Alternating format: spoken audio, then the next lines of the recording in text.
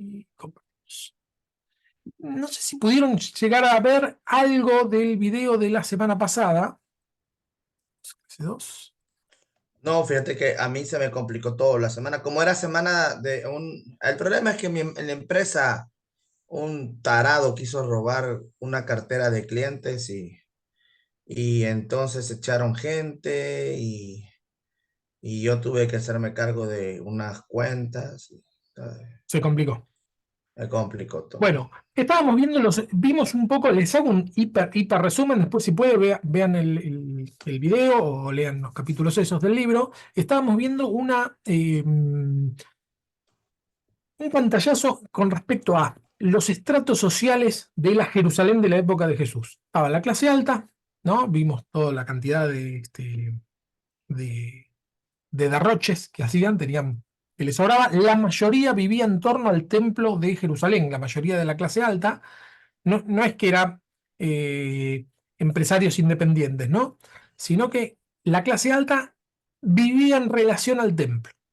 Ahí es donde, digamos, donde se hacía la plata. Y después teníamos la clase media, que en la clase media convivían tanto un gran importador o exportador de bienes, ¿no?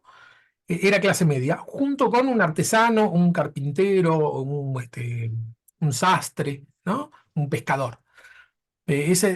Componía, la clase media era bastante amplia, ¿sí?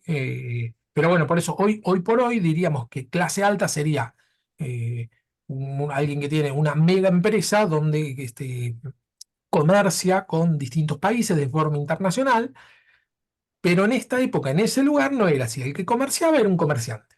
No llegaba a ser clase alta nunca. Y por otro lado, lo teníamos al clero, ¿no? La clase sacerdotal, que esto lo vamos a ver en la clase de hoy, después de terminar esta parte. Y por otro lado, a los reyes. Digo, al rey y su corte. ¿Sí? Ellos eran la clase alta. Y después habíamos quedado para hoy un poco la clase baja. ¿Sí? La clase baja eran los pobres.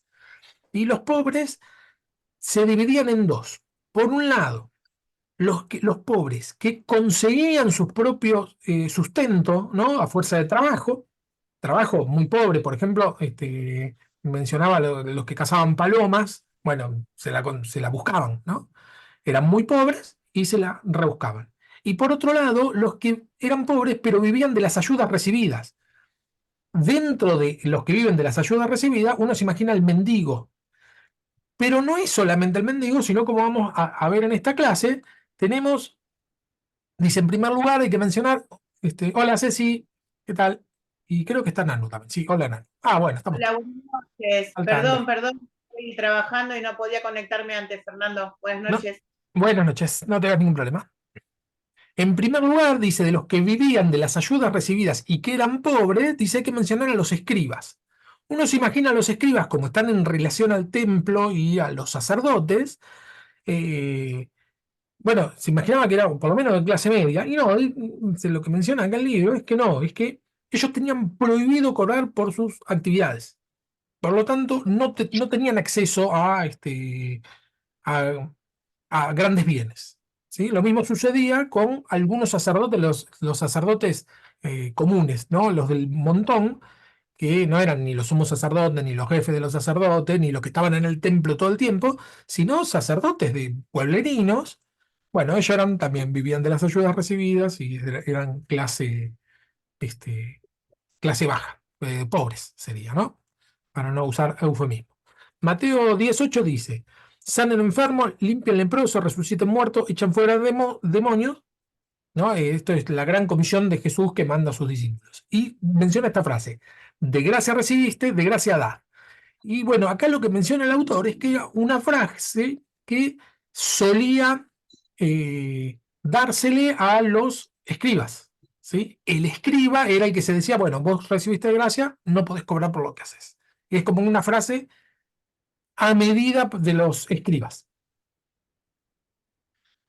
No os proveáis de oro, ni plata, ni cobre en vuestros cintos, ni de alforja para el camino, ni de dos túnicas, ni de calzado, ni de bordón, porque el obrero es digno de su alimento.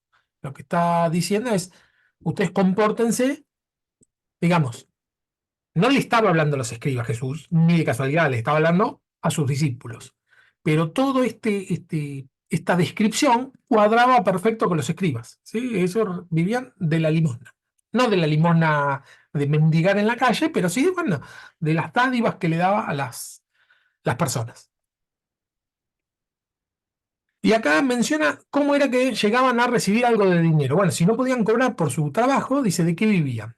De los rabinos mencionados en el Talmud, más de 100 tenían un oficio, ¿sí? Es decir que eh, acá lo vamos a ver un poquito más adelante. Shammai rechazó con una regla de carpintero a un pagano que quería hacerse prosélito. Esto se menciona, lo puse, no, está en el Talmud. Lo que dice es que, eh, como menciona que rechaza con una regla de carpintero, bueno, se supone que era carpintero. ¿Sí? Gilei, que vivió como él hacia el comienzo de nuestra era, fue jornalero al menos durante sus estudios. El apóstol Pablo ejerció un oficio durante su actividad misionera, está en Hechos 18:3, la cual indica que había conservado la costumbre que tenía de ganarse la vida cuando él era rabino. Él dice que la profesión que tenía era constructor de tiendas, ¿sí? Un oficio que hoy no nos cuesta un poco entender, pero bueno, era un oficio bastante rentable. Imagínense que eran pueblos que no eran nómades, pero se trasladaban constantemente de un lugar a otro y iban en caravanas. Entonces la tienda de caravana era algo muy, muy utilizado. Respecto a las ayudas prestadas al maestro por gente acomodada, hay que recordar a las mujeres que acompañaban a Jesús, las cuales ponían a su disposición los propios recursos. Este capítulo, no, ahora más adelante lo presento. Jesús tenía muchas mujeres, bueno, muchas discípulas, que eran de gente acomodada, que ponían a su disposición los propios recursos que tenían. Es decir, que esta actitud que tenían no era una cosa rara porque era Jesús, sino que los rabíes solían vivir de esta manera, ¿sí? Recibían donativos. Por otra parte, Jesús y el círculo de los discípulos recibieron diversas ayudas monetarias durante sus viajes. Vivir de las ofrendas, ¿no? Aconteció después que Jesús iba por todas las ciudades, aldeas, predicando y anunciando el Evangelio del Reino de Dios, y los 12 con él, esto está en Lucas 8, 1 y 2, y algunas mujeres que habían sido sanadas de espíritus malos y de enfermedades, María, que se llamaba Magdalena, la que habían salido 7 demonios, Juana, la mujer de Chuza, intendente de Herodes, y Susana, y otras muchas que le servían con sus bienes. ¿Sí? Es el detalle que dice. Nosotros a veces vemos tanto la parte espiritual o la parte humana, vamos a decir, ¿no? De Jesús, esto del contacto con las personas, reivindicar a la mujer, al leproso, ¿no? Al despreciado, siempre él estaba con estas personas, al recaudador de impuestos, ¿no? Y acá, pero acá lo que vemos es que mencionan todas estas mujeres, dice que le servían con sus bienes. Es decir, que lo que hacían estas mujeres era poner sus bienes a disposición de Jesús.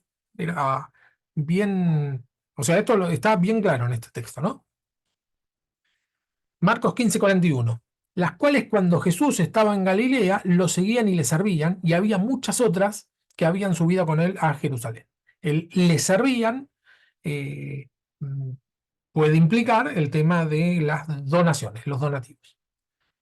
Los fariseos, según se dice, aceptaron sobornos de la mujer Feroras, hermano de Herodes, y el Evangelio los califica. Dice así, Lucas 16:14. Los fariseos, que eran amigos del dinero, oyeron todo esto y se burlaron de Jesús. Este paréntesis que hace, esta adjetivación que hace Lucas, ¿no? Dice, los fariseos, digamos, la frase tendría que ser, los fariseos oyeron todo esto y se burlaron de Jesús. Pero agrega él, los fariseos, que eran amigos del dinero, es una sola palabra en griego que se puede traducir como amigos del dinero o amantes del dinero. Creo que Reina Valera lo traduce como avaros, ¿no? Es filo argos. El- la palabra en griego, filo, recuerden que puede traducirse como amigo o amante. Amante en el sentido de que le produce amor, y argos es plata en griego, ¿no? Es es una palabra que se utiliza para decir amigos del dinero. Es decir, volvemos para atrás. ¿Cuál es el tema? Por un lado tenemos a Jesús, que recibía, o sea, ¿qué viene esto? ¿Por qué se menciona acá los fariseos? Tenemos a Jesús, que era un maestro que recibía donaciones, ¿no? Y por otro lado tenemos a los fariseos, o a algunos fariseos, que, digamos, se preocupaban por el dinero, por las donaciones. Lo que buscaban eran las donaciones. Es muy parecido a lo que ocurre hoy, sobre todo en las iglesias evangélicas, vamos a poner, pero creo que en todas las iglesias, la católica pasa más o menos lo mismo, y bueno, las otras cristianas. ¿Qué es? El tema de las donaciones, es decir, las ofrendas, nosotros le llamamos ofrendas, no donaciones, las ofrendas, el pueblo, digamos, nosotros ofrendamos como ofrendando a Dios, no como ofrendando al pastor.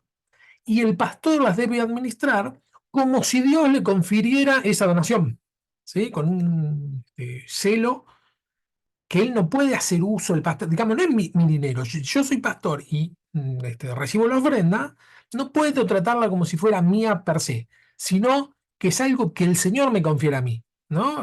Por poner un caso. Vamos a suponer que Charlie me ofrenda un dinero. Yo soy pastor y Charlie ofrenda un dinero. Bueno, ni Charlie me dio la plata a mí, ni yo la recibí de Charlie. ¿No? Dentro del Evangelio habría que tomarlo así, sino que Charlie la ofrendó al Señor y yo la recibí del Señor. Tendría que ser la conciencia que uno tiene. Pero si uno es amigo del dinero, se empieza a emocionar con cuestiones de ofrenda. Y esto lo estamos viendo en el siglo I y lo vemos en la actualidad, por lo que haciendo una elipsis podemos suponer que siempre ocurrió. Nunca faltó alguien que en nombre de Dios pretenda enriquecerse. Fer, ¿Sí? en en la iglesia nuestra siempre, hasta cuando oramos, agradecemos por las ofrendas para ampliar el reino, ¿no? Para ampliar todo lo que es la visión y lo que Dios quiere, el propósito de Dios. Y en base a cada iglesia se maneja diferente, como lo hablé en otra clase, también está cuando siembran para el templo, siembran para algo específico. Está el pastor para administrar eso. Después Claro. está lo que las campañas de Dante Gebel, que también en la entrada tiene como atriles, y él lo dice libremente cuando sube a hablar, de que en la entrada tienen porque no van a estar pasando, como tiene tanta cantidad de Ah, gente, que en la entrada están los atriles para dejar su donación, su ofrenda y toda yo claro. por lo que sé, la mayoría de las iglesias se manejan de esta manera. Es que no hay otra manera. Digo, no hay otra manera de llevar a cabo una iglesia que no sea con ofrendas y de crecer sin las ofrendas, sin dinero. No se puede crecer de otra manera. Ahora, eso no quiere decir que uno tenga el afán por el dinero, ¿no? Y, Claro. y eso es algo recontra íntimo. Uno tampoco puede decir, él tiene afán por el dinero, él no. La verdad que es algo recontra personal, pero sí nos sirve a nosotros para ver en qué punto nosotros nos afanamos por el dinero, porque vemos que es un problema natural del hombre, ¿sí? Las personas. Bueno, yo, Sí, yo, yo mi recomendación, porque no digo que solamente sea en Argentina, creo que en todos lados sea lo mismo, ¿verdad? Algunos no, más claro, elaborados que otros. Pero hay algo que, bueno, Asambleas de Dios practica, algunas iglesias, algunos concilios practican que me parece que es lo más saludable y yo considero que la mayoría de personas deberían de preguntar si la iglesia es así para quedarse ahí o no, porque personalmente creo que tiene que ver con la salud espiritual de la iglesia. Y es que en Asambleas de Dios, obviamente lo que hacen es, todas las iglesias que yo conozco saludables en las finanzas, tienen, valga la redundancia, una asamblea de personas que son los que reciben el dinero, son los que uno de ellos y otro más tiene que tener firma junto con el pastor y de esa manera la administra, o sea, no se puede sacar la firma solamente el pastor, sino que son tres y de esa manera el dinero que entra a una cuenta, obviamente, que es de la iglesia, que no lo puede sacar cualquiera, tienen que haber tres, tres que van a firmar y esa iglesia aparta, obviamente, un salario justo, correcto y que pese para el pastor, ¿verdad? Para que el pastor pueda vivir tranquilamente y tener todo lo que necesita. Eh, Ese tipo de iglesias que tienen ese tipo de asamblea que administra el dinero así, son iglesias un poco más saludables en las finanzas. Pero conozco acá y en Costa Rica y también en Paraguay, conocí iglesias donde el diezmo llega a las manos del pastor. Y el Claro, pastor viene y como el pastor supuestamente lo administra. Yo siempre he recomendado no congregarse en ese tipo de iglesias porque hay malversación de fondos y hay, siempre va a haber, no, no, es mentira, señores, o sea, máxime si ustedes, yo sé que tal vez, no sé, yo he tenido un pastor que es pobre, señores, y de pronto está viendo eh, cifras de 6 7 8 ceros porque creció su iglesia. Señores, el dinero vuelve loco a la gente. El que me diga que no se vuelve loco es porque realmente, sí, no, sí, no, sí, no, perdón, el dinero vuelve loco a la gente.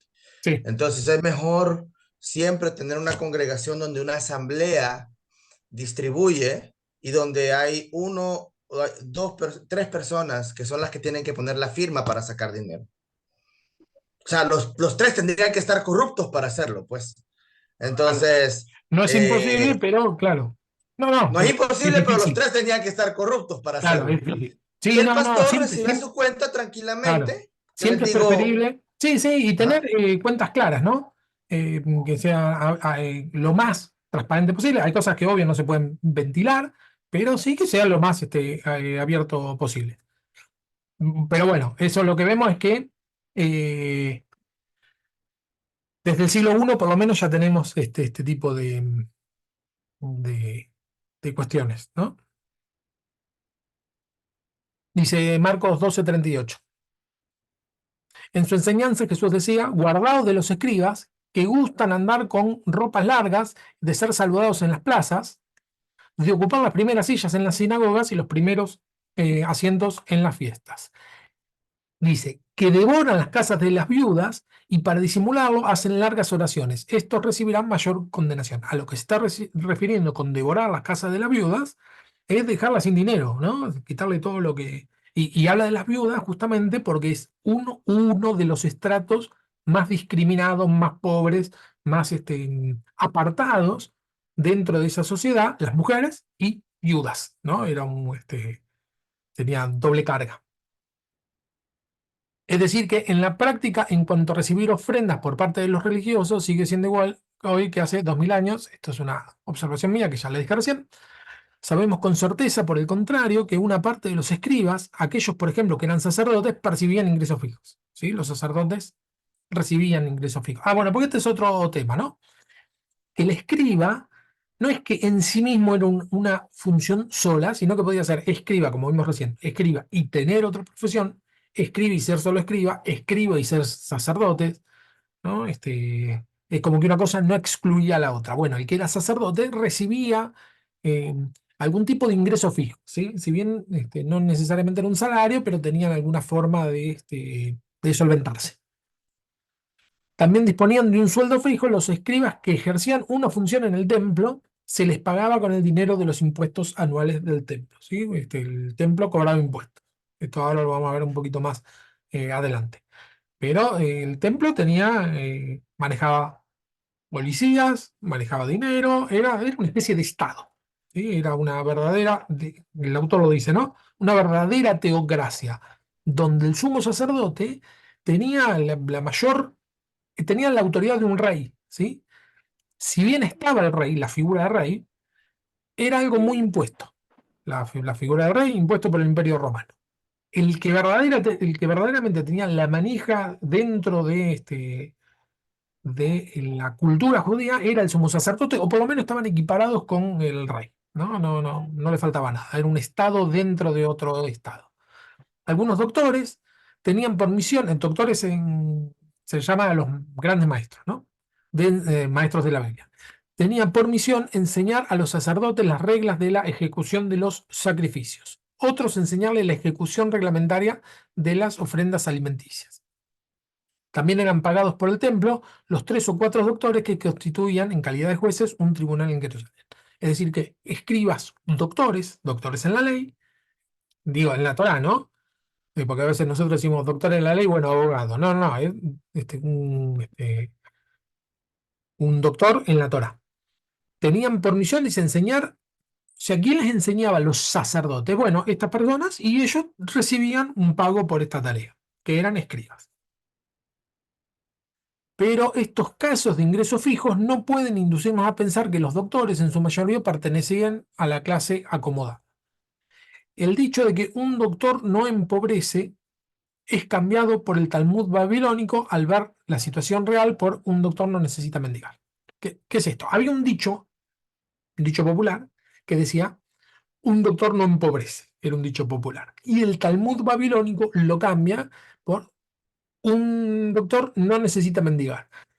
Esta pequeña sutileza puede inferir, esto es inferencia, no es certeza, ¿no?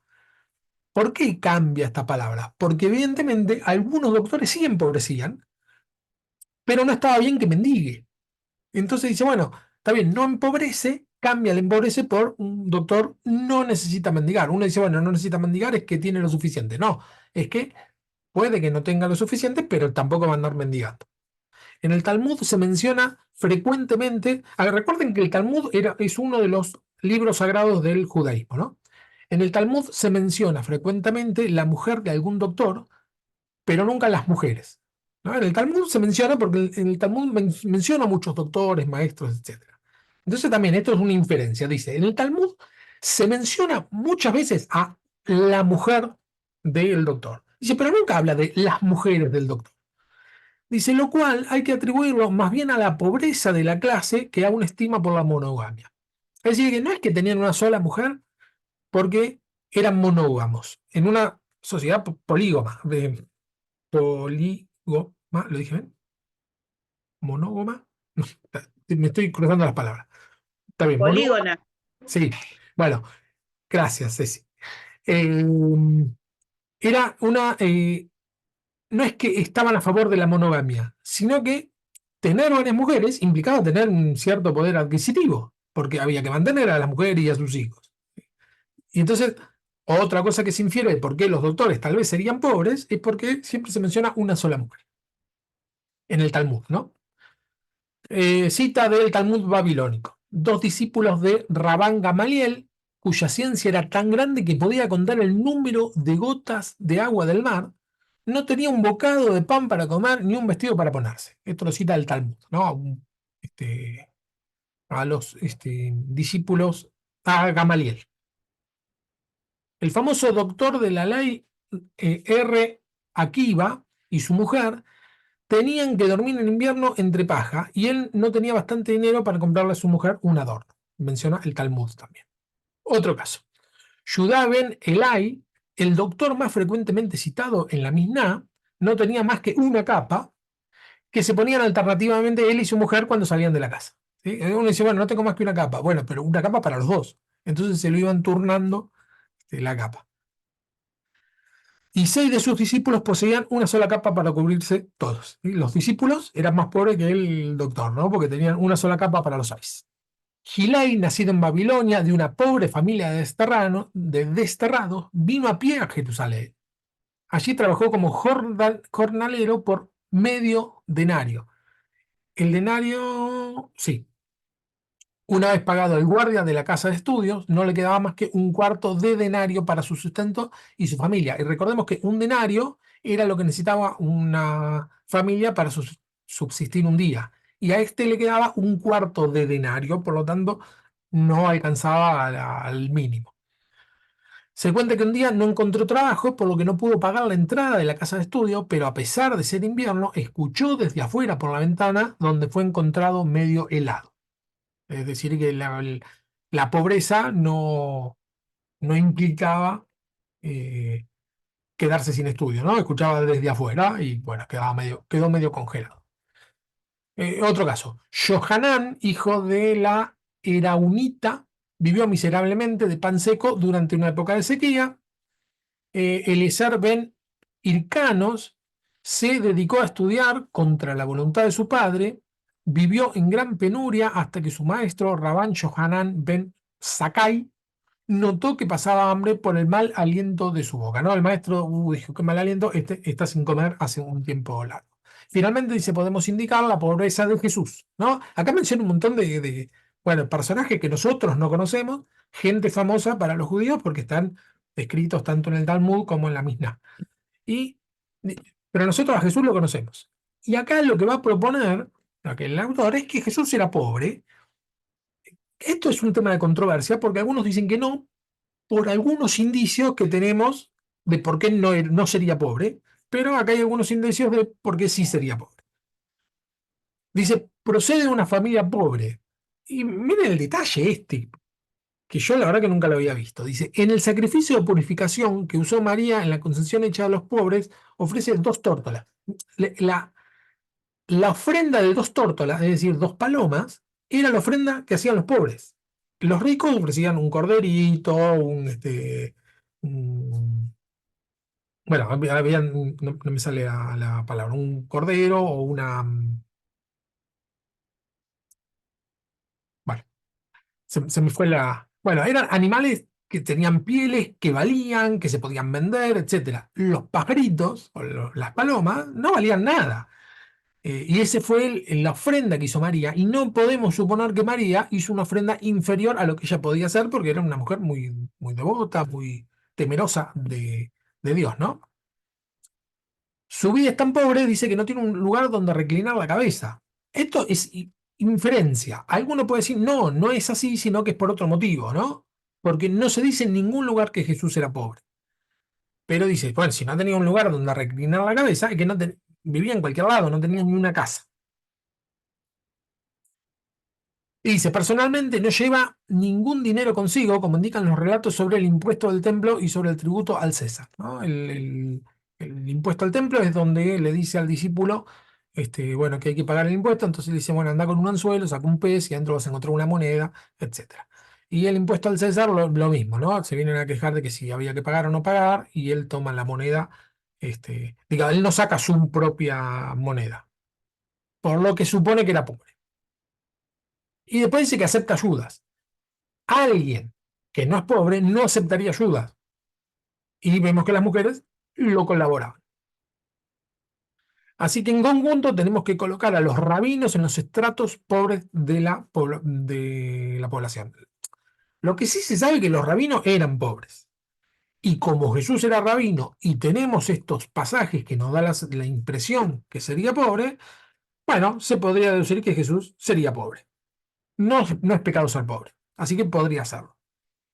Hay otros que dicen, ¿conocen algún argumento de por qué Jesús no sería pobre? Hay algunos, sino que tendría un buen pasar. No, yo pienso que, bueno, la profesión que tenía José, de que era carpintero, en ese tiempo había mucho trabajo. Volviendo al tema de las profesiones y todo lo que se habló en la clase anterior, yo la Claro, verdad que ahora me perfecto. sorprendo que no lo pensé en ningún momento que era pobre. La verdad No, que no, no. no. Es que está bien lo que decís, Cecilia. El carpintero era clase media. Claro, claro, Eh, por eso mismo Claro. mi acotación. Para mí, hola Fer, Hola, perdón. Nanú.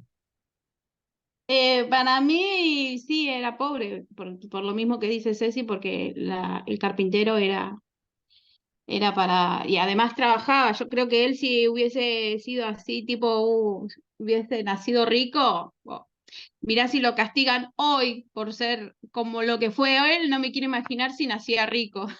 No, está bien, pero no nos olvidemos que hay 3 clases. ¿Sí? El hecho que no sea pobre no quiere decir que sea rico, sino que puede ser que sea clase media. Y yo lo que pienso también es que él fomentaba y enseñaba la humildad, o sea, más allá Claro. de su situación económica. Él si quería comer, no sé, ha hecho milagros para alimentar a cuánta gente con peces y panes. Y yo, por eso tengo la duda, porque yo sé que él toda su vida enseñó la humildad, el servicio al otro, ¿no? Que estamos acá para servir, para compartir el evangelio con todos los demás, que para eso formó sus Sí. Sí, yo personalmente pienso lo mismo. No es algo, son esos temas que no están explícitos. No es que la Biblia dice en algún lado Jesús era pobre Claro. o Jesús era Ah, rico, por lo tanto no cabe duda. Son cosas, bueno, algunos detalles que uno puede decir, mira, leyendo esto me da la impresión que era pobre, y leyendo otros pasajes, se los voy a mencionar, bueno, el hecho de que el padre sea carpintero podría inferir que era clase media, y después hay otros dos pasajes. Uno es que tenía un contador en su equipo, que era Judas, que dice que era el que le llevaba la cuenta, y los que tenían contadores era que tenían un buen pasar económico. Y la otra es que los romanos se sortean la túnica, claro, y eso es lo digamos, que, claro, ese es que el habíamos otro hablado de la argumento, estética el año pasado, de la estética, de la ropa, de la vestimenta claro, y todo eso, que claro, se sortearon la túnica, que tenía una ropa de lino, que era fina la ropa, a pesar de, bueno, que se veía humilde, pero no significaba, como siempre decimos hoy por hoy, ¿no? Que ser humilde no es ser pobre. Eh, Podés estar de los dos lados, pero podés tal seguir cual, siendo humilde. tal cual. Pero tal vez se lo donaron a eso. Tal vez se lo donaron, tenés razón, porque si recibía donativos de mujeres acomodadas, le pudieron haber donado tranquilamente, así como le derramaron un perfume carísimo, le pudieron haber regalado un vestido carísimo. Tal cual. No lo sabemos, no lo sabemos, tampoco es tan importante, ¿no? Sí, como recién dijo Ceci, no es importante si es pobre o si no es pobre, sino que lo importante es si era humilde o no era humilde, y obvio que era humilde, y hay que diferenciar eso, ¿no? Pobre de humilde. Aunque sí en esa época era... puede ser que era rico porque había recibido, dice Dorita, que se quiso conectar, pero se desconectó. Dice, puede ser que sea rico porque recibió regalos cuando nació. Ah, bueno, ese es otro. Ah, bien, esa me la había olvidado. Los magos que le traen oro, incienso y mirra. Bueno, el incienso y la mirra eran em, tenía que ver con el incienso, con la vocación sacerdotal, ¿no? El incienso era para los sacerdotes y la mirra era para los muertos, ¿no? Con lo que se ungía a los muertos, por lo tanto, el incienso y la mirra indicaba sacerdocio y sacrificio. Pero el oro, también de rey, pero era oro, era oro. No sabemos cuánto, pero sí era oro. Por lo tanto, puede ser que haya tenido un buen pasar. Pero no se entendería si tuvo un buen pasar de chico porque la madre ofrece solamente dos tórtalas, que era la ofrenda más pobre. Eh, igualmente, como dijimos recién, no tiene importancia, es solamente para... ¿Qué es esto? Es decir, Ramón, ¿me vas a decir algo? No, te quería decir, sí, acotar eso que vos dijiste, que los regalos que le dieron los magos, que era oro, aceptándolo como rey, incienso, que era para aceptar los dioses paganos que en ese tiempo se prendía, y la mirra, que era ofrecida en sacrificio, que ya estaba todo, digamos, lo aceptaban como rey, como dios, y como el sacrificio que después iba a hacer. Tal cual, tal cual. Sí, Eh, pero también hay que sí, tomar un poco en cuenta, o sea, la parte esta, a veces creo que, no sé, vemos muy místicamente la Biblia a veces, porque la Biblia es un libro de su tiempo, es un libro que habla de su tiempo. Los tres regalos que le dieron a Jesús sí tienen una ascendencia profética, obviamente, pero son regalos que eran los que se le daban a los reyes. O sea, obviamente ellos estaban aceptando que él era el rey de reyes que venía a la tierra. La túnica, no hay ninguna parte en la palabra de Dios que diga que se la regalaron, pero me imagino que podría existir la posibilidad, dado que había gente de poder económico que aportaba al ministerio de Jesús. Y, o sea, la parte esa vendible de que los apóstoles y Jesús eran pobres, no tiene asidero bíblico, porque muchos de ellos tenían empresas, no eran fariseos, o sea, no era gente que había pasado por una universidad y que se había graduado con títulos y vivía en Recoleta, ¿verdad? No, pero eran gente de empresa, o sea, eran gente que tenía plata. Tenían plata porque tenían dos, tres barcos. Ahí lo dice alguna parte de la Biblia dice que cuando pues le llamaron a los otros barcos para que le ayudaran. O sea, no cualquiera tiene tres naves para pescar, pues. O sea, no es de pobres tener tres naves para pescar. Eh, entonces, hay una idea del Jesús pobre junto con los apóstoles pobres, ¿verdad? Que siempre se ha vendido y que no es bíblica. Porque a un pobre vos no le podés exigir que deje todo. O sea, ¿qué va a dejar un pobre? Nada. Le conviene seguir a Jesús, es pobre. Pero Jesús tocaba o a sus discípulos les tocaba lo que en ese tiempo en Jerusalén era muy importante, que era la posición económica.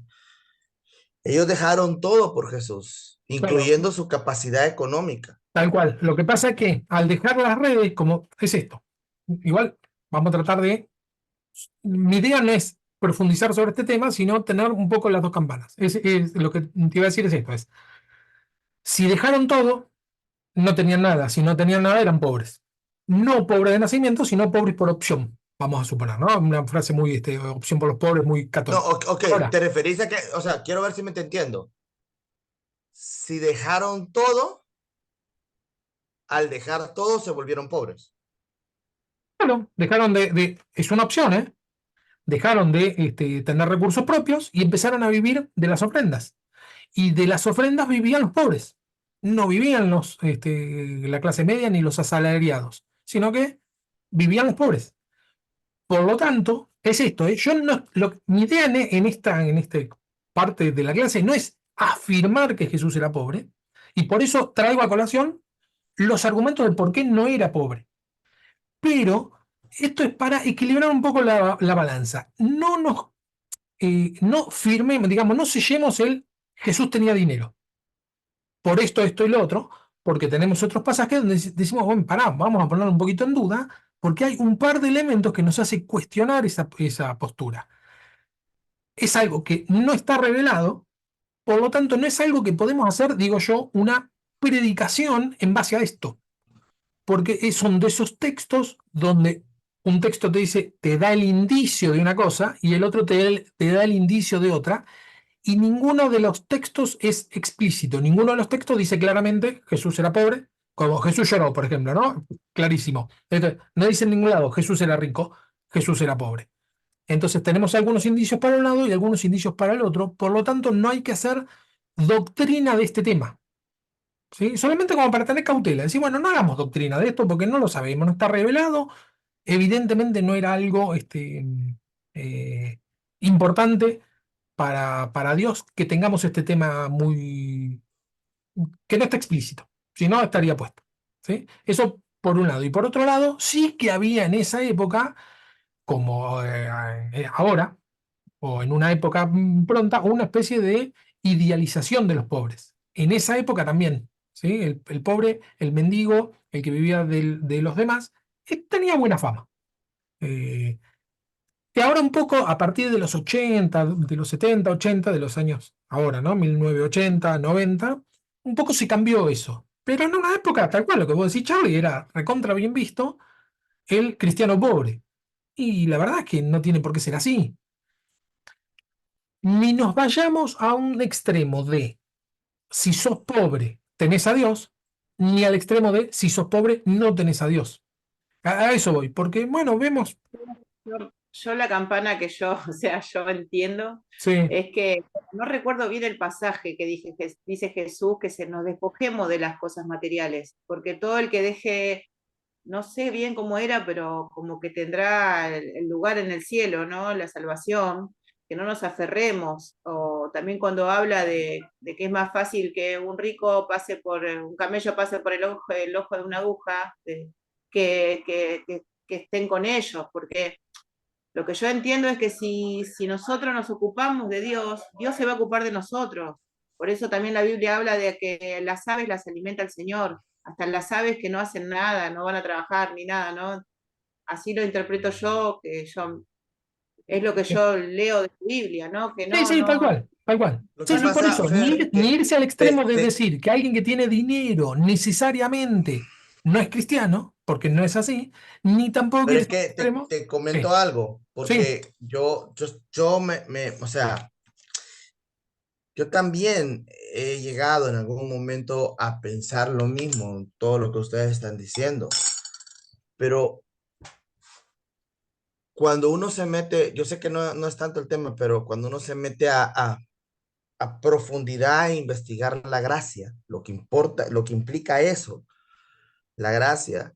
Uno se da en la madre cuando se da cuenta que no solamente implica ser salvo, tener salvación, paz, como todo el mundo lo dice, que todo lo mandan al espíritu, todo lo vuelven esotérico, o sea, lo vuelven al espíritu, la paz, esto. Cuando la Biblia muestra muy claramente, y si se quieren ir a un texto muy fuerte, 2 Corintios 9, ahí le va a explicar, ahí ese pasaje explica perfectamente todo lo de Deuteronomio y lo de Josué, de estar metido en la palabra y cómo todo te va a ir bien.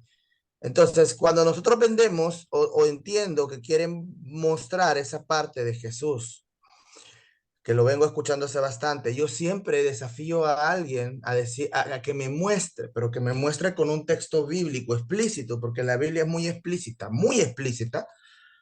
a donde dice que para ser verdaderamente cristiano y tener a Dios, tenés que pasar miseria.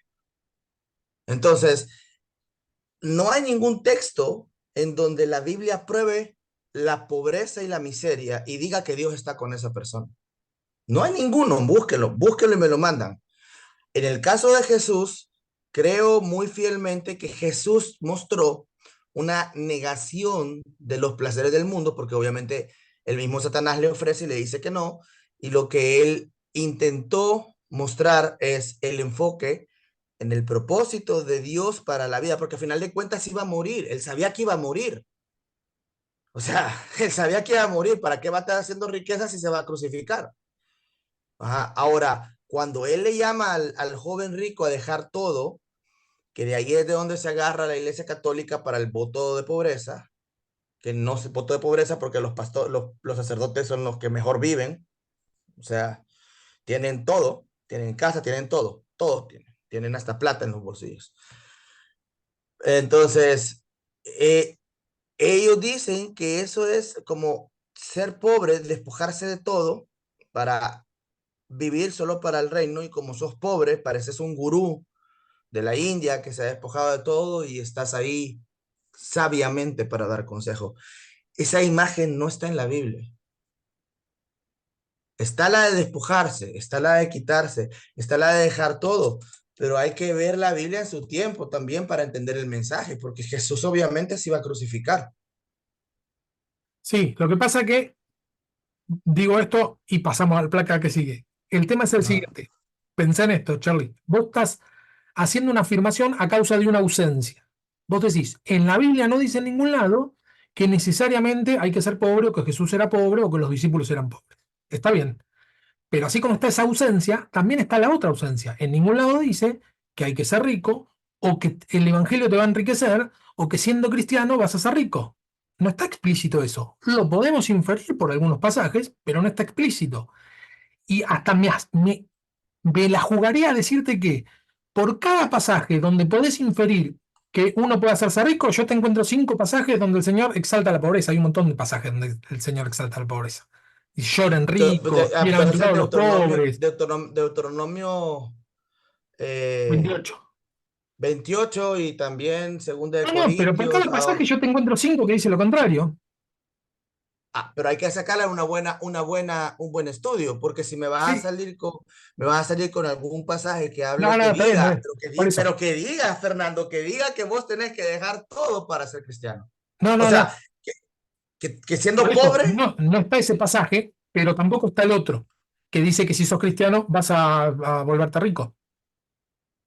Con esas palabras no está. Vos le podés bueno, inferir. búsquenlo, Bueno, Bueno, pero búsquenlo. también Jesús está todo el tiempo enfocado en buscar a la gente enferma, en buscar a la gente drogadicta, en buscar a la gente que está muy mal, en situaciones feas, o sea, tristes, pobres. Eso es lo que Él nos enseña ahora, que nos muestre como que esa es una manera de vivir, eso no lo he visto. O sea, claro. yo noto que cuando estaban todos ahí, le dijeron, ¿qué hace él con gente que no tiene que estar? Jesús dijo, yo no vine acá para estar con la gente que no necesita, o sea, los que vine para sanar enfermos, para, bueno, yo me enfoco en ese camino cuando hablan ahora de esto, ¿no? Porque exalta la pobreza, pero en el sentido de ir a ayudar a nuestro prójimo, que es el hermano. Pero hay Avancemos. pobres, pero hay pobres enfermos y hay ricos también. Sí, no, no, por eso, pero bueno, está hablando constantemente, yo lo que vi, lo que yo vi es lo que él muestra que tenemos que hacer, es el mensaje que él vino a dar a la tierra, no quizá de que llevemos esa vida, porque lo que Dios quiere es prosperarnos, ¿no? Es que con él vamos a poder vencer muchas cosas y bueno, quizás no es explícito como decís, Fernando, pero que exalta la pobreza, sí, porque tenemos que buscar ayudar al hermano que está necesitando un pan, una palabra Tal cual, tal cual. Sí, sí, y el evangelio es primeramente para los pobres, en esto vamos a estar todos de acuerdo, es primeramente para los pobres, escuchaba Charlie, pero no para dejarlos pobres o angustiados, sino para prosperarlos. ¿Está bien? Ahora, la prosperidad no necesariamente va a ser económica, sino que puede haber un gozo, como dice la palabra, que sobrepasa todo entendimiento. Puede haber un gozo, una felicidad, una plenitud, de hecho la hay en Cristo, sin necesidad del dinero. Por lo tanto, eh, es, es un mensaje esencialmente para el angustiado, el pobre, el afligido. Por eso menciona muchas veces a los pobres, para ¿Y sacarlo de cómo, esa realidad, para a sacarlo dónde de esa dejas a realidad, Juan? no para ¿A dónde meterlo. dejas a ¿No? Juan entonces? ¿Cómo? ¿A dónde dejas a Juan cuando te dice, amado, yo quiero que tú seas prosperado, En todas las cosas, así como prospera tu alma. es intrínsecamente proporcional? Bueno, vamos a hacer un estudio sobre esto. Vamos a hacer sí, lo tenemos que hacer. Avancemos porque Jerusalén en tiempo de Jesús. ¿Sí? Dice, la tradición dice que la gente de Jerusalén se enorgullecía de su pobreza. ¿Sí? La tradición rabínica. Digamos que este orgullo de la pobreza no es tampoco un invento del catolicismo que en un momento, la realidad es esta, que en una época la más oscura de la historia del cristianismo, donde el catolicismo dominaba de una manera pero asquerosa a todo el mundo, sí que hacía un culto de la pobreza para mantener pobre a las personas y ellos enriquecerse. Eso seguro que es así. Sin embargo, este orgullo de la pobreza, hay elementos antiguos de la época de Jesús donde sí vemos que había cierto orgullo de ser pobre, ¿no? Como que era lo mismo que sucede un poco ahora, ¿no? Decir, bueno, el pobre tiene algo de virtud, en la pobreza hay algo de virtud, ¿sí? Por lo menos era lo que la gente pensaba, ¿no? No digo que la Biblia diga necesariamente eso. En verdad, Jerusalén era ya en la época de Jesús un centro de mendicidad. Era tenido por especialmente meritorio dar limosna en la ciudad santa, con lo que se fomentaba más esa mendicidad.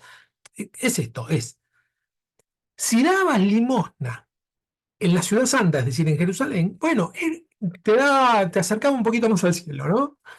Entonces, ¿qué pasaba? Como la gente en Jerusalén solía dar más limosnas que en otros pueblos, bueno, todos los mendigos se trasladaban a Jerusalén, por lo tanto, como dice, era un centro de mendicidad. Había muchísimos mendigos en Jerusalén, porque había mucha gente que solía dar más en Jerusalén que en otros lados, ¿no? Un poco para ser vistos, un poco porque suponían que había algo santo en dar, ¿no? Y por lo tanto estaba lleno de mendigos. Había simuladores que fingían ser sordos, hinchados, es decir, que tenían problemas o puede ser la gota o algún tipo de hinchazón, pero que no la tenían, sino que fingían, contra hechos y cojos. Simuladores. Dentro de los mendigos había chantas que se hacían pasar por lisiados cuando no lo eran. Los mendigos no tenían acceso al templo por todas partes. El texto de 2 Samuel 5:8, donde se cita el proverbio, ni los ciegos ni paralíticos entrarán a la casa, los de la Septuaginta añaden la casa del Señor. Nosotros tenemos no sé si recuerdan lo que es la Septuaginta, LXX, que es 70 en números romanos, era una versión que se hizo del Antiguo Testamento en griego. ¿sí? Al griego. Lo que tiene la Septuaginta es que algunos judíos no la aceptaron nunca, porque tenía muchos elementos paganos, era un tipo de traducción que tenía tendencia, era tendenciosa la traducción. Por eso dice que la Septuaginta traduce. Segunda Samuel 5:8, en nuestra Biblia dice, ni los ciegos ni los paralíticos entrarán en la casa. ¿Sí? No dicen qué casa. Y la Septuaginta añade en la casa del Señor. Si nosotros leemos en Reina Valera, va a decir eso, en la casa. Pero la versión griega, que era la que más circulaba en aquella época, decía en la casa del Señor.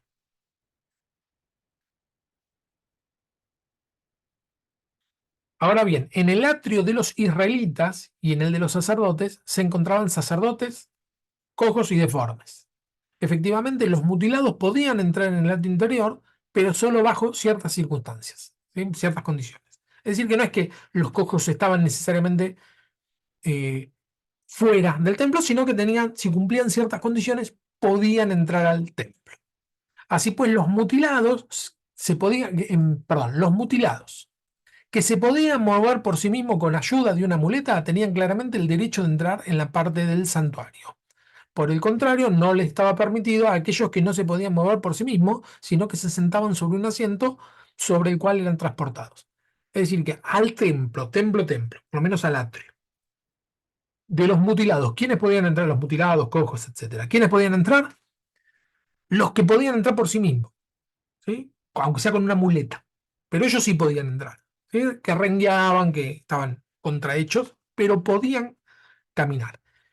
Pero aquellos que no se podían mover por sí mismos, sino que los tenían que trasladar, ellos no podían entrar al templo. Y acá tenemos el ejemplo de Hechos 3:2.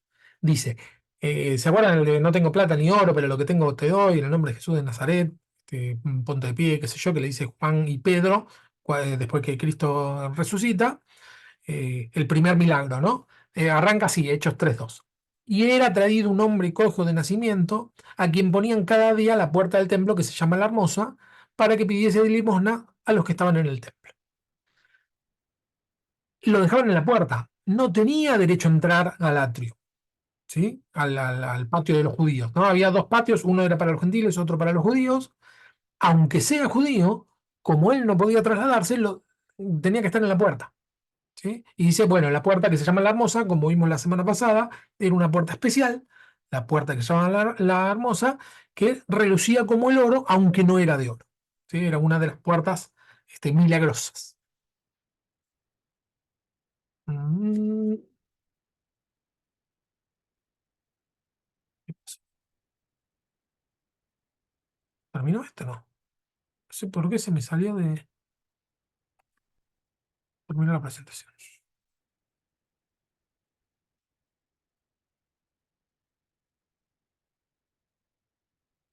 Ya lo dije, ya lo dije, ya lo dije, ya lo dije, ya lo dije. Se me fue, o para atrás o para adelante, no sé qué pasó. Centro de mendicidad, habíamos llegado hasta acá, los mendigos, bien, leímos eso, esto y esto. Sí, terminó, hasta ahí terminó la clase, este era el final de la clase 2, ¿está bien? Y vamos a la clase 3, que es las clases sociales. Pero antes de esto, esperen que voy a dejar de compartir, ¿se acuerdan que yo les había dejado una tarea? Si alguien la hizo, que supongo que sí, la compartimos ahora, ¿sí?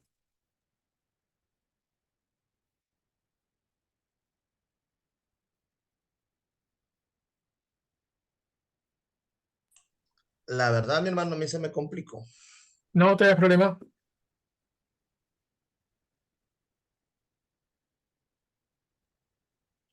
Yo, Fer, ¿la hago?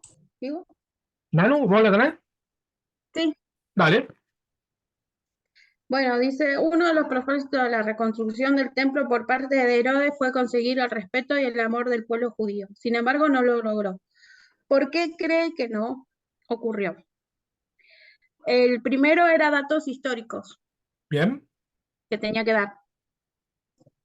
Dice, bueno, yo puse que el santuario se edificó en 18 meses, pero la construcción de los patios y demás anexos se extendió por 8 años. Fue construido, tardaron 46 años. No se terminó por completo hasta 6 años antes de su destrucción. Debido a que los judíos odiaban a Herodes y desconfiaban de él, no le permitía reedificar el templo hasta que tuvo todo preparado para el nuevo edificio. Por la misma razón, no consideraban esto como el tercer templo, sino como una reconstrucción, y solo hablaban primer y segundo templo, el de Salomón y Zorobabel. Era una gran construcción, el monte del templo era una verdadera obra de ingeniería, la construcción más grande en el mundo de aquel tiempo, hechas por albañiles expertos, y era muy importante la buena construcción porque en plena época de Pascua podrían haber más de 250.000 personas en su recinto. Con comparación con el de Salomón, el de este medía 5 hectáreas, el de Salomón medía 5 hectáreas y Herodes agrandó las dimensiones con la siguiente medida: 488 metros al oeste, 470 al este, 315 al norte, 280 al sur, o sea, 15 hectáreas. Herodes el Grande triplicó las dimensiones del recinto, hicieron más de 1.000.000 de toneladas, usaron más de 1.000.000 de toneladas de piedra, cada hilera de los muros contenían 800 y 1.000 de 4.500 kilos.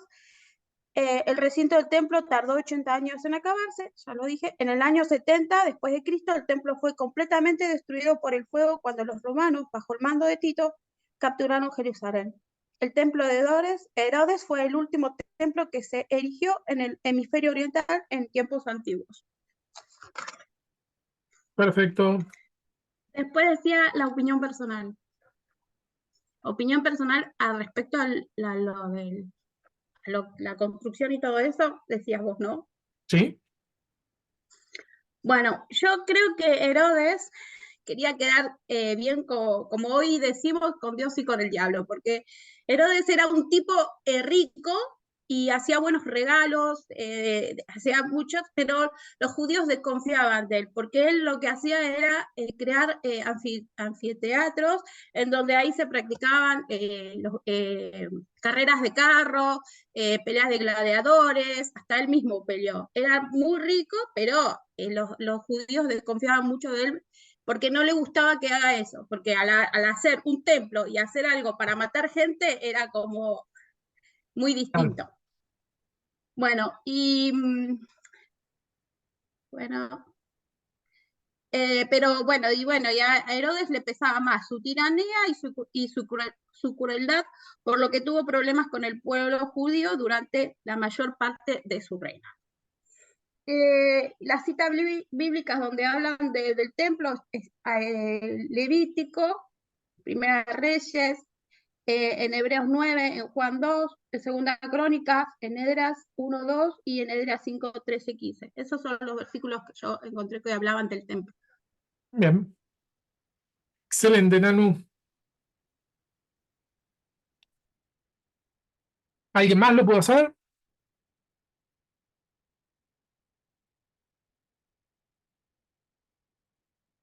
Bueno, avanzamos.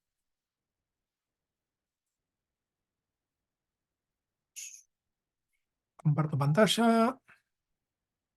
Sí, excelente. Bueno, sí, no era querido Salomón por todo este tipo de cosas, ¿no? Esto de querer quedar bien con Dios y con el diablo, bueno, él quería quedar bien con judíos y romanos y la cultura griega, y entonces mezclaba lo sagrado con lo profano y además lo Y cruel aparte que porque era. también construyó un templo para el César, en donde era en Cesarea, que le puso como un lugar, creo, para el César. Claro, claro, él era. O sea, construía cosas para gente que era mala y quería construir cosas para los judíos. Claro, Porque él en realidad decía, lo que yo leí era como que él en realidad se sentía como parte del judaísmo, pero no quería ponerse bajo las reglas de Dios. claro. Excelente, Nanu. Y eso, ¿no? Era muy cruel, muy cruel. Pero los romanos eran un pueblo muy cruel, ¿eh? Esto de que Sí. vieron que, bueno, que a los primeros cristianos los tiraban en el circo y que los coman con leones, etcétera, era algo que les divertía mucho a los romanos. Y esto de crucificar personas pero crucificaban a mansalva y la gente le gustaba. Cuando iban a crucificar a alguien, era un espectáculo público, iban todos a ver. No es que les daba pena o empatizaban de alguna manera con el crucificado, sino que les divertía. Bueno, pero cuando hacían las peleas de los gladiadores, ahí te Claro, ahí mataban. está, Y ahí la está, gente tal lo cual, disfrutaba y claro, apostaban y todo. Y las carreras de caballo también era lo mismo. O sea, claro. se mataban, se terminaban muriendo y ellos se divertían. Y el que ganaba, por supuesto, era como un superhéroe. Pero para mí, Herodes era como el rico que pagaba todo con plata. Y no se puede eso. Claro, tal cual, Como que compro todo porque tengo dinero. Así era él. O sea, quería quedar bien con todo el mundo. tal cual. Bueno, lo que vamos a ver ahora son las clases sociales.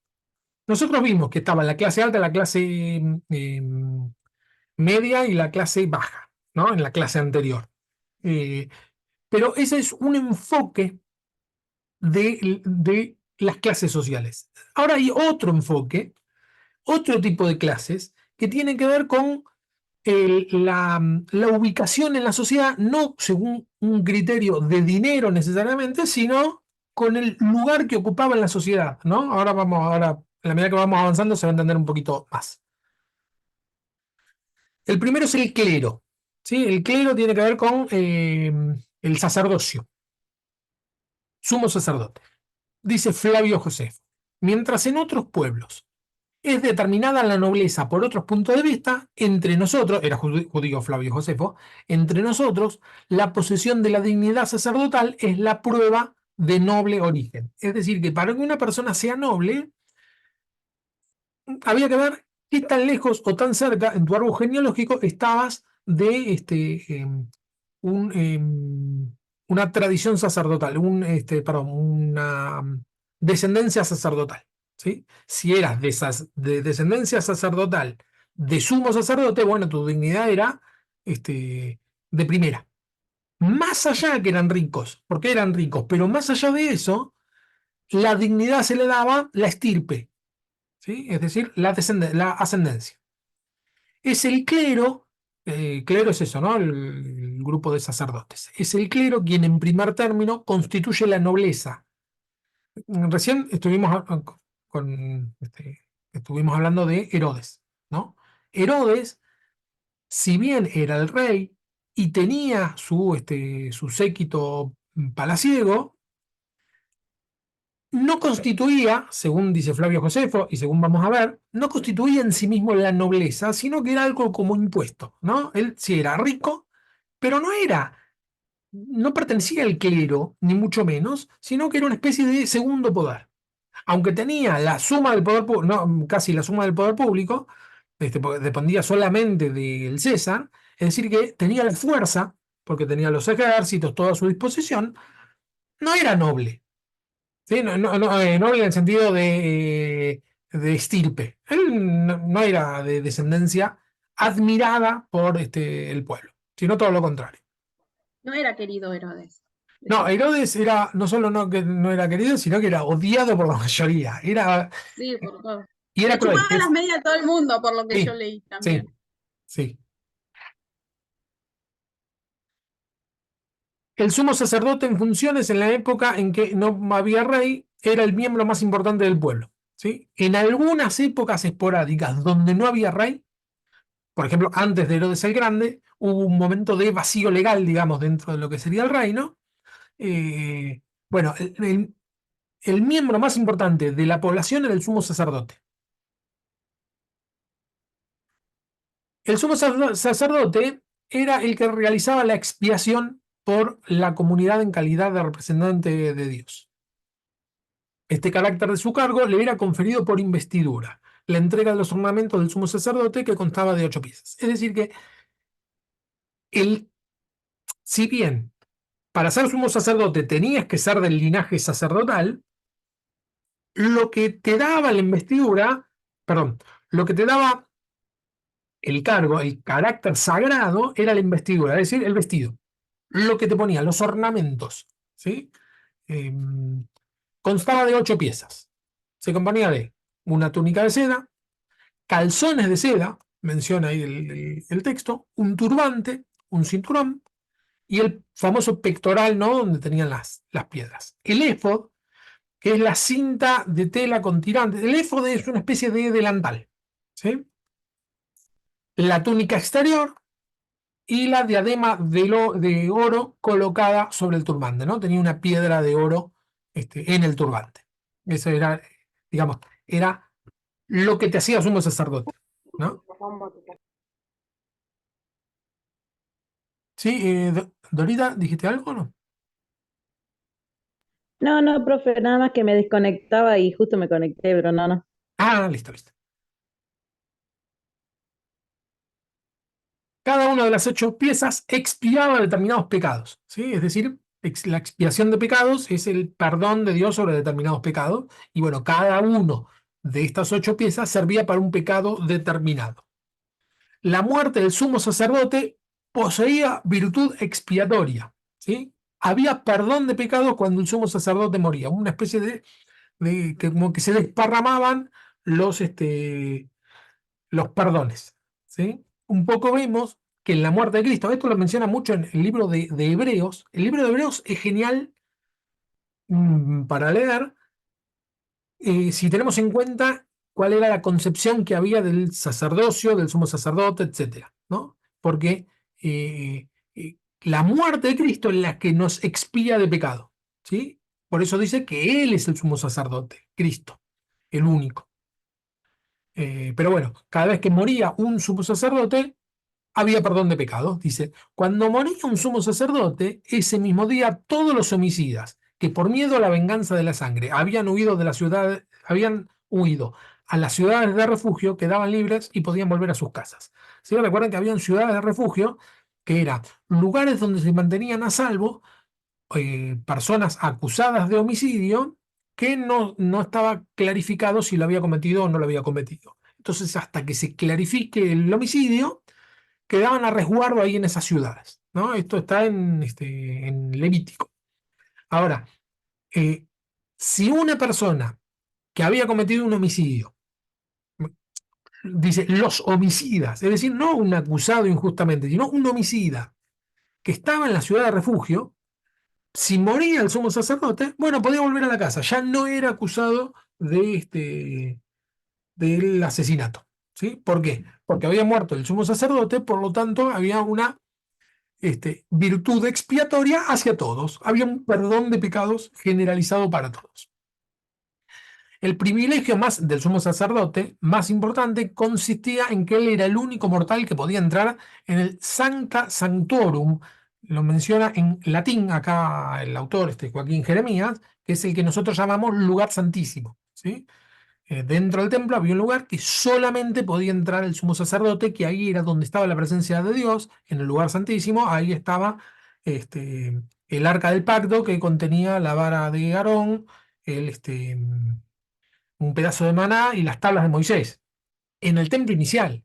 En el templo de Herodes, o que mandó a ampliar Herodes, reconstruir y ampliar, ya se había perdido el arca del pacto, pero el lugar santísimo se había hecho y era el lugar donde en ese lugar se representaba la presencia de Dios. Y solamente podía entrar el sacerdote un día al año, ¿sí? Una vez al año podía entrar una sola persona de todo el pueblo, ¿no? El lugar santísimo.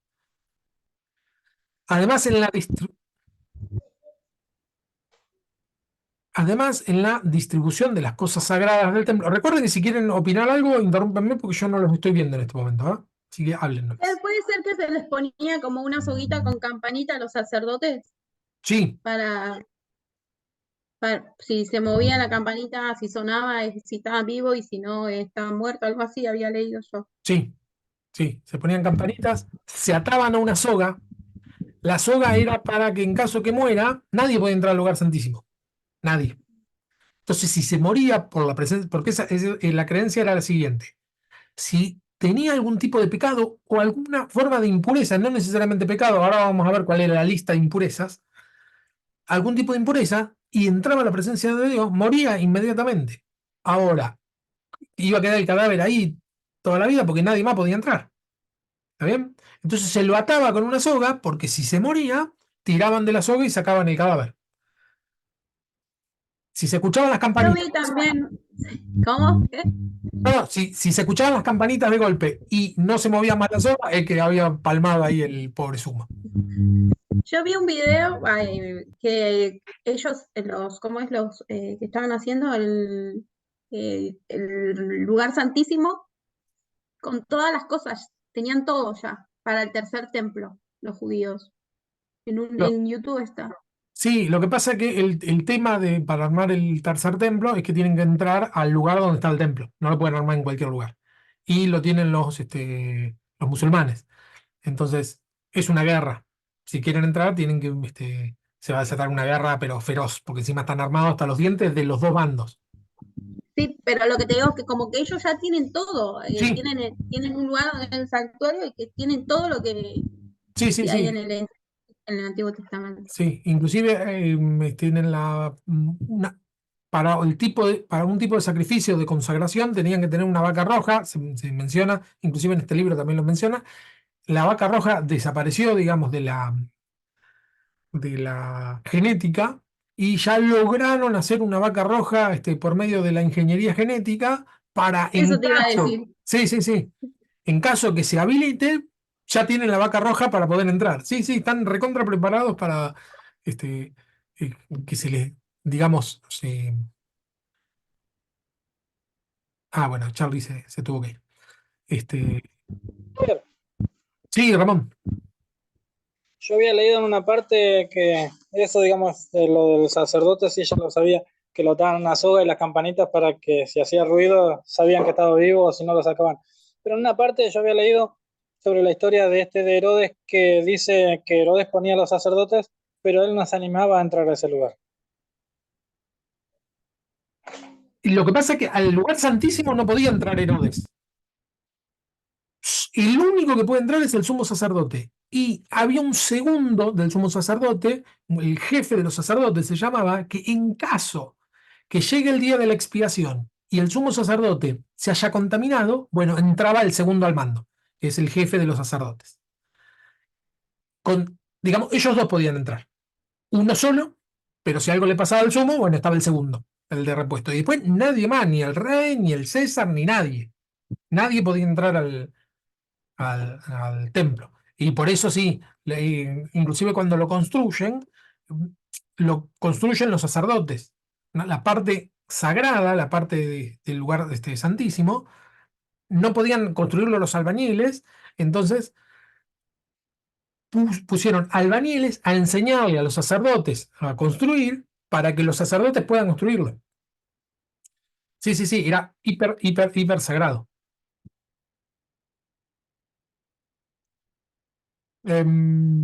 Bueno, podía entrar al lugar santo un día al año. Además de la distribución de las cosas sagradas del templo, entre los sacerdotes oficiales, el sumo sacerdote tenía el derecho de elegir primero lo que él quería. ¿Sí? Recuerden que las ofrendas que se hacían las usaban los sacerdotes, un poco como dijimos hoy. No es que el que ofrendaba se lo ofrendaba al sacerdote, sino que el que ofrendaba se lo ofrendaba a Dios. Y el sacerdote lo recibía como de la mano de Dios. ¿Sí? Es la idea de, no es que yo llevo un cabrito para el sacerdote, yo llevo una oveja para el sacerdote. No, no, yo lo llevo para Dios, para expiar mis pecados, lo llevo para consagrarlo a Dios, para lo que sea, ¿no? Una ofrenda de reconciliación, la que sea. Ahora, esa ofrenda la usaban los sacerdotes, ¿sí? No, no, no es que desaparecía, sino que la comían, se vendían las pieles, etcétera. Era algo que utilizaban los sacerdotes. Por eso dice que en la distribución de las cosas sagradas del templo, ¿qué son las cosas sagradas del templo? Las ofrendas. En la distribución de las ofrendas, el primero que podía elegir era el sumo sacerdote, de lo que quería. En esta distribución podía escoger para sí el sacrificio penitencial, perdón, un sacrificio expiatorio, una parte de las ofrendas alimenticias, disminuida por la porción que había sido separada para la ofrenda sobre el altar, 4 o 5, según otros 6, de los 12 panes de la proposición, los panes ácimos, distribuidos cada semana. ¿Sí? Él podía tomar 4, 5 o 6 de estos panes, ¿no? De los 12 panes. Uno de los 2 panes de las primicias, que ese no era pan ácimo, sino que era pan fermentado. Habían dos tipos de pan. El pan ácimo es el pan sin levadura y el otro era el pan fermentado. Para la fiesta de Pentecostés, uno era para el sumo sacerdote y una piel de los holocaustos, ¿sí? Las pieles se vendían y eran caras. Bueno, una de las pieles era para el sumo sacerdote. Esos eran los beneficios que tenía ser sumo sacerdote. Esto es lo que dijimos recién, ¿no? Entraba atado con una cuerda por si moría en el lugar santísimo. Y este es un detalle. Dice que en el lugar santísimo tenía que hacer una oración breve. No sea que los otros sacerdotes se preocupen debido al retraso. Lo que se pedía era que no se quede mucho tiempo orando o mucho tiempo en la presencia de Dios, porque si iban a preocupar los sacerdotes, no sea que se haya muerto. Porque el tema es el siguiente: no es solo que se haya muerto el sumo sacerdote, sino que implicaba que no iba a haber perdón de pecados ese año. ¿Sí? El sumo sacerdote iba para conseguir el perdón de los pecados de ese año. Si moría, quiere decir que estaba impuro y por lo tanto no había perdón de pecados. Era una tragedia si moría ahí en el lugar santísimo, ¿no?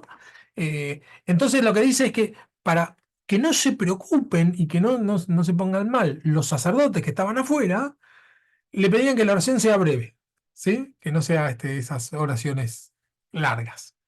Al finalizar, realizaba una fiesta para celebrar que todo había terminado bien. Al terminar y ver que no había muerto, había una verdadera fiesta donde dice que invitaban a todo el pueblo, ¿sí? El sumo sacerdote invitaban a todos a una gran comilona porque había funcionado, ¿no? Es decir, habían sido perdonados, tenían un año de gracia. Tengo una consulta, perdón mi ignorancia, pero para ser sumo sacerdote, ¿qué se hacía? ¿Se estudiaba, lo elegían, lo votaban? ¿Cómo era? Era hereditario, ahora lo vamos a ver, se heredaba, Ah, se heredaba. No es que podías ir ascendiendo en virtudes y un día te elegían sumo sacerdote. No funcionaba así, a veces se cambiaba. Hay una parte del libro que directamente ya ni lo puse porque empieza a hacer una investigación sobre el autor, una investigación que está excelente, sobre si realmente venía de la misma línea sacerdotal. Y encuentra por algunos textos que se fragmentó en algún punto y que habían dos líneas sacerdotales, pero si no eras de ninguna de esas dos líneas, era imposible que seas sumo sacerdote. Después, además, se compraban o se ponían por acomodo, ¿sí? Herodes inclusive puso alguno por acomodo, etcétera. Que eso generó bronca. Pero Sí, Herodes sacó a uno y puso a otro, sí, sí, al uno de 17 años. sí, sí, señor. Fue uno de los últimos que después, yo había puesto eso en mi estudio, digamos, no lo quise pasar porque pensé que era de eso. Eso lo hizo en 35 antes de Cristo, que él lo sacó a Hananel o Hananel ¿Sí? y lo puso a Victorino, no me acuerdo el nombre ahora, porque lo hice en Word. Y después cuando estaban haciendo la fiesta de, sabés que no me acuerdo de qué era, la gente lo aclamó a ese que lo había puesto porque lo quería desterrar. Sí, dice que Y tuvo la oportunidad de sacarse la bronca, como así decir, digamos, de desterrarlo y sacarlo después de esa fiesta que le pagó a unos jóvenes, como dicen en la historia, para que lo ahogasen cuando se estaba bañando y después no tuvo otro que le pueda sacar del trono. claro. Fue que él lo puso como su sumo sacerdote teniendo 17 años. Creo que era el cuñado de él. Sí, sí. No estaba porque el tema es que había una discusión sobre qué edad tenían que tener y menos de 20 nunca nadie había tenido, pero encontraron que con que ya haya pasado la pubertad, eso se regía todo con las leyes de esa época, ¿no? Con que ya haya pasado la pubertad era cómodo. Encontraron, digamos, el detalle para decir, bueno, sí puede ser este sumo sacerdote, y la gente lo rechazó. Si no me equivoco, es uno que lo lincharon con limonazos en un momento. No es que lo mataron, pero sí que le tiraron limones. No era muy, muy bien recibido. Claro, después cuenta la historia de este muchacho de 17 años que después de que Herodes descubrió el engaño que hizo una mujer que tenía el hijo que quisieron hacer los ataúdes para salir de ahí, ir a avisarle, darle aviso no me acuerdo el nombre de la mujer esta que estaba en Egipto. Sí, ya me va a salir. Sí, sí, ya se me fue el nombre. Le descubrió Herodes, digamos, Alejandra creo que se llama esa mujer, la que quería salir a escondidas en la noche. Y es un libro re largo, yo lo descargué para leerlo sobre las historias, pero lo quise imprimir, pero tiene demasiadas hojas, tiene como 700 y pico. Entonces lo dejé y preferí leerlo en la computadora. Y ahí encontré todas esas historias y las cosas que hacía Herodes, que hizo, digamos, y ocultaba con un lado, escribía y con el codo borraba, ¿Qué, sobre las qué- cosas que hizo. qué libro, Ramón? Ahora yo después te paso el PDF, pues yo lo tengo en la computadora, pero como no tengo internet, estoy con el celular nomás. Ah, ya me interesó. Sí, son dos, el uno y el dos. Tiene como 700 y pico de hojas. Pero está muy bueno, digamos, porque tenés bastantes cosas. Yo saqué de ahí. Sí, sí, pásamelo. Y ya me dijiste 700 hojas y ya me emocioné. Sí, sí, está bueno. Está bueno porque, digamos, que le gusta leer y estudiar, está bueno. Claro. Sí, sí, a mí me pasa a veces que en temas que me interesan como esto, a veces son tan cortos que me quedo con ganas porque quiero que se explayen un poquito más y bueno, algunos, no es para leerse en unas vacaciones, ¿no? Pero sí para investigar, para estudiar, está bueno que sea bien completo. No, está bueno, Sí, este está bueno porque trae todo. sí, a mí me pasó que yo quería saber específicamente por qué los judíos lo odiaban a Herodes. Y lo que buscaba era como muy cortito, muy Claro, por arriba era. claro, Yo quería saber el por qué, o sea, porque vos si llegás a odiar a una persona tenés que saber que claro. tiene Bueno, una razón. en este libro está, pero es muy, muy largo y viene de atrás. Cuando empezó a ascender Herodes, empezó el odio, por las cosas que hacía a escondidas, para quedar bien con unos, pero quedaba mal con los judíos, que él quería agradarles, pero quedaba mal porque no lo aprobaban. Tal cual. Sí, y el tema con el tema cuando a veces queremos estudiar algo, bueno, ¿cuál fue el motivo de determinada cosa que termina desencadenando? Siempre son un montón de factores. Entonces, a veces, como dijo recién Nano, claro, si a mí me dicen una cosa puntual y me quedo corto, porque yo necesito saber, para poner un caso acá en Argentina, por poner un caso, ¿no? El tema de por qué a De la Rúa terminó saliendo en un helicóptero. Bueno, alguien podría decir, bueno, por el corralito, ¿no? Que había, no sé si se acuerdan, que Cerrón no se podía sacar tanta cantidad de dinero. Bueno, está bien, pero esa fue la gota. El tema es que hubieron muchas cosas desde muchos años, inclusive antes que esté De la Rúa, que hizo que genere esa efervescencia en la gente. Entonces, nosotros que lo vivimos, digamos que es algo cotidiano para nosotros, casi que lo entendemos, ¿no? Decir, bueno, sí, pero el corralito estaba a caballo, la gente estaba cansada, o sea, había muchas cuestiones. Pero sin este detalle, ¿no? Que se fue, que no pudo terminar su presidencia.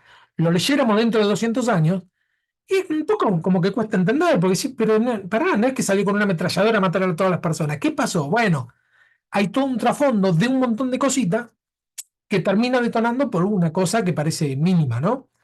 Con esto más o menos pasa lo mismo. Herodes era odiado por muchas cosas que venían de arrastre.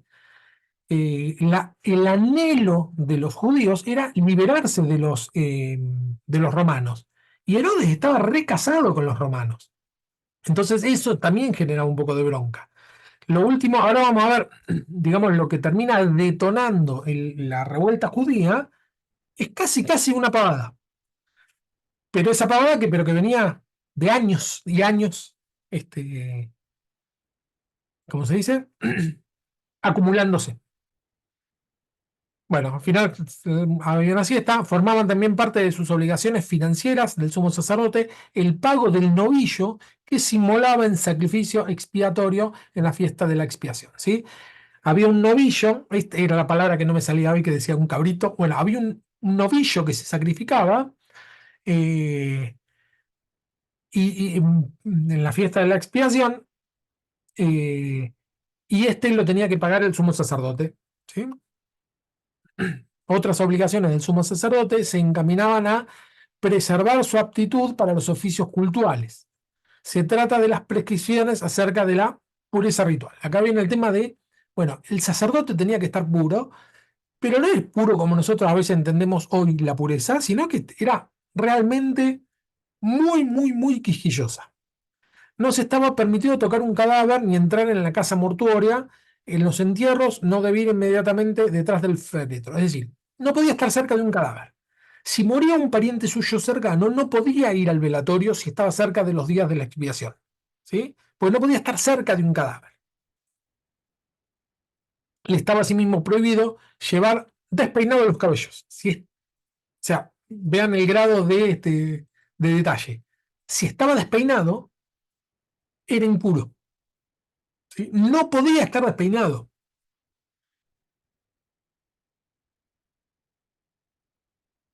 No podía rasgarse las vestiduras en señal de duelo. Recuerden que el duelo, para marcar el duelo o tristeza inconmensurable, lo que hacían los judíos era rasgarse los vestidos. ¿Sí? Era un acto físico para demostrar un desgarro interior.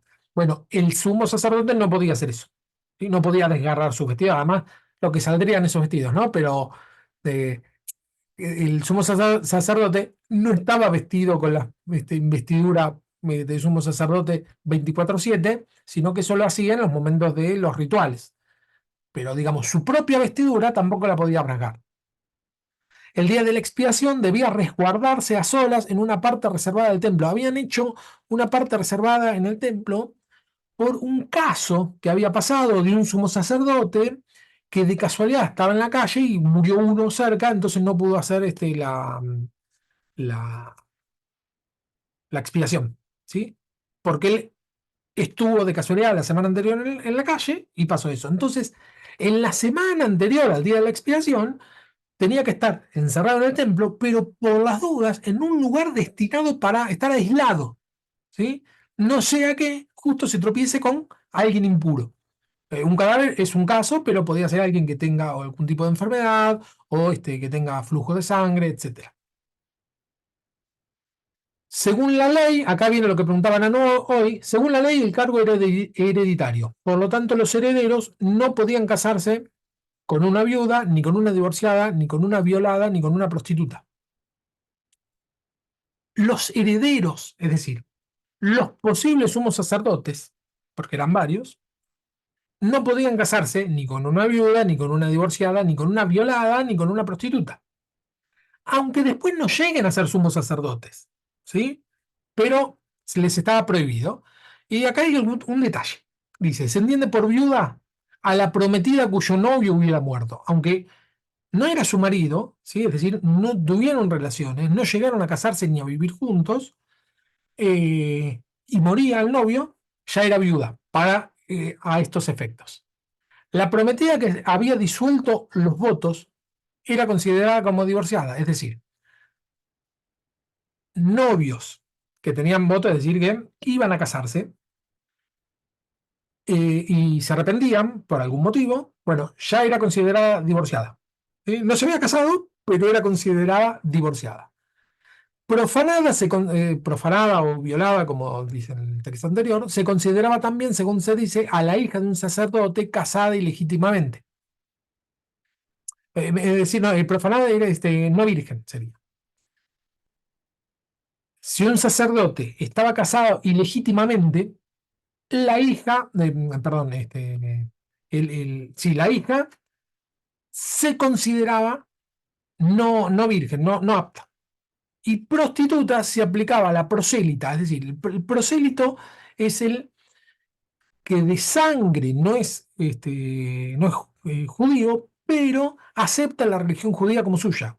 Es el caso de Ruth, ¿sí? Ruth era moabita y en un momento se convierte cuando le dice a su suegra, tu pueblo será mi pueblo, tu Dios será mi Dios. Bueno, es que se convierte al judaísmo. Es eso lo que hace con esa oración de fe.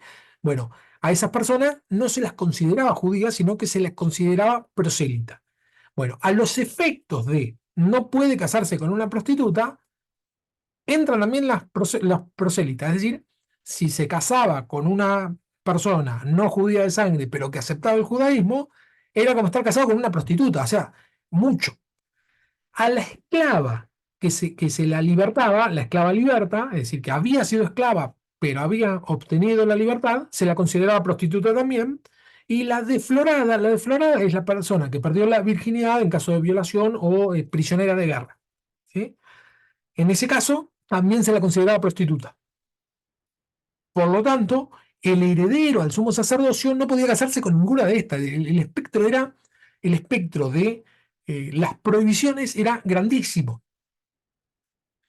Y acá dice algo que para nosotros esto nos choca bastante, que dice que la exégesis rabínica limitaba el concepto de virgen, porque se tenía que casar con una virgen, a la joven que tenía entre 12 y 12 años y medio. ¿Sí? Digamos, el rango óptimo para que se pueda casar estaba dentro de este rango, 12 años y medio. Eh, Dentro de nuestra cultura es una barbaridad, ¿no? Porque una nena de 12 años que se va a poder casar, pero hay que calcular que al varón se lo consideraba adulto a los 14 años. Por lo tanto, podían casarse a los 14 años. No era el caso, ¿eh? Generalmente había mucha más diferencia de edad, pero podía ser. ¿Sí? 14, 12 años tranquilamente se podían casar. Por lo tanto, el sumo sacerdote solo podía tomar por mujer a una virgen de 12 o 12 años y medio que fuese hija de un sacerdote, de un levita o de un israelita de descendencia legítima. El espectro se reducía muchísimo.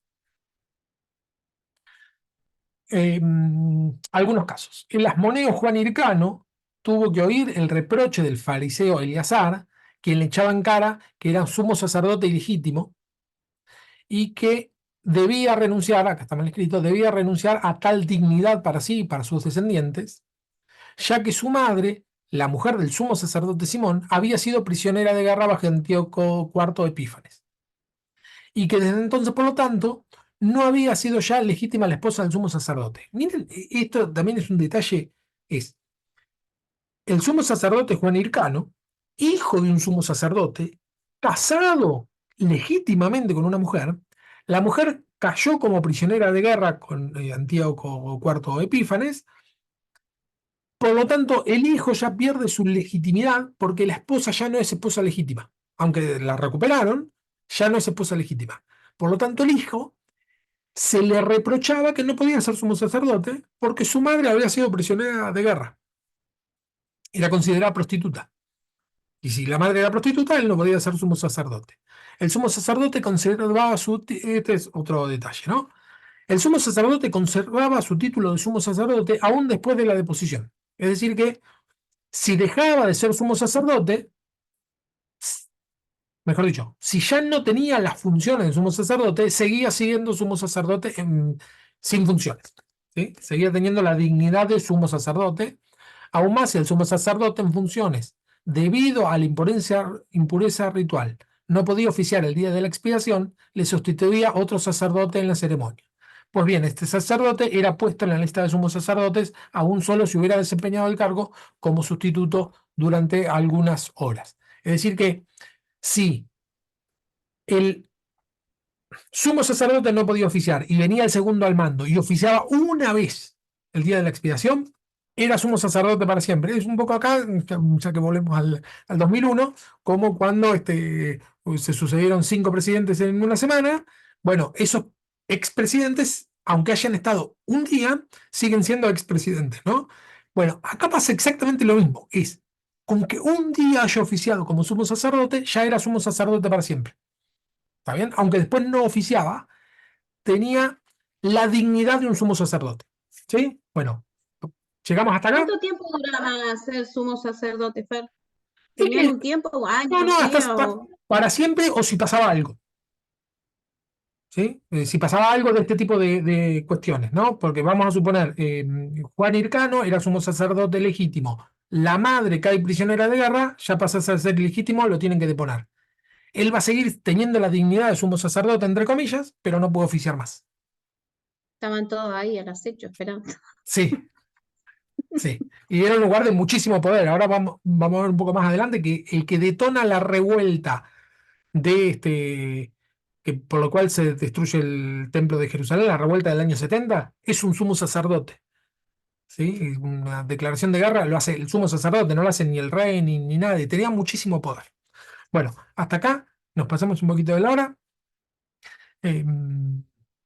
Vamos a dejar de grabar.